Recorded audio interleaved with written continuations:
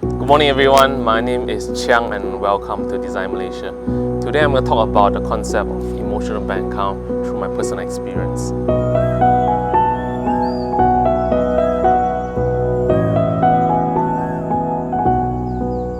After I graduated, I actually worked in Melbourne for 8 years. I came back to Malaysia in 2013 and I started work as a design manager for a property development company in Malaysia. To be completely honest with you, the first 2 years of me working as a manager was a bit of a train wreck. I was not familiar with the Malaysian ways of doing things, the Asian hierarchy. I said all the wrong things, I rubbed people the wrong way. I had a huge ego, which also didn't help me to understand feedback and grow from there. The turning point came from me when I first discovered the concept of emotional bank account through Harvard Business Review. What is emotional bank account? I want you to imagine this rather strange bank account. Instead of depositing money into a centralized bank where your salary is transferred into every month, you actually have this bank account with every single person around you who matters. Say for example, I've got here Tom. Tom is an awesome person to work with. Now I have an emotional bank account with Tom. Every time I perform an act of kindness or a favor, tell a joke that make him laugh, I actually manage to deposit a small amount of currency into his emotional bank account with me. Now, one day when I actually need to call up his favor, for example, this weekend I want to borrow your badminton racket. If I have enough emotional bank account with him, likelihood is that he's going to say yes. If my emotional bank account with him is 0 or was still overdrawn, negative, the likelihood for him to agree to my request is 0.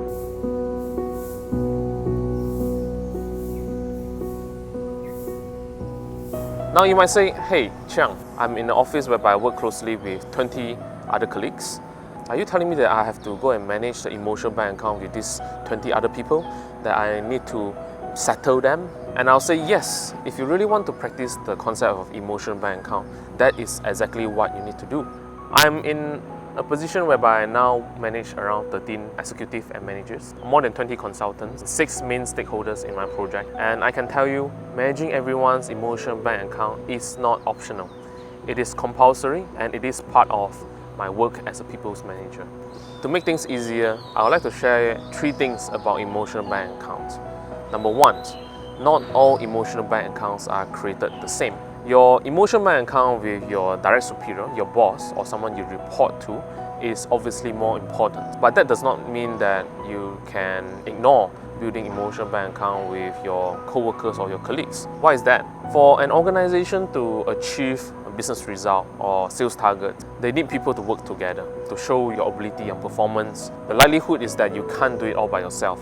You will need people around you, your co-workers, to help you. And for them to help you willingly and in an effective manner, they first need to like you. And for them to like you, you will actually need to have built some emotional bank account with them. Number 2, go for all the 3 points. 3 points has to do mainly with the way you carry yourself. Saying thank you to others, showing appreciation of someone's contribution in front of others, help somebody out at work, showing empathy, etc. Basically being an awesome colleague. Essentially you want to be an awesome person to work with anyway, right? So this should be a given. Number 3, go for the cheap points.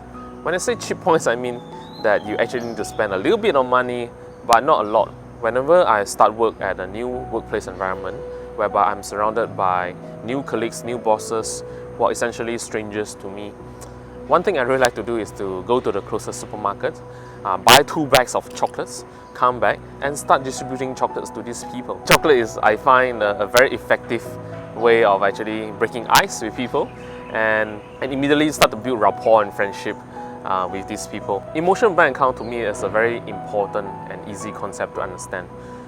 One which has actually allowed me to actually course correct my career for the better. It's not until I start practicing emotional bank account seriously, take it as part of my job, that things start to improve. Remember the 3 things I told you? Not all emotional bank accounts are created the same. Go for all the free points and go for all the cheap points. I hope this concept will help you as much as it helped me. If you like this video, please feel free to like, share and subscribe to the channel. I'd love to know what you guys think. Leave a comment in the comment section below and I'll see you in the next one.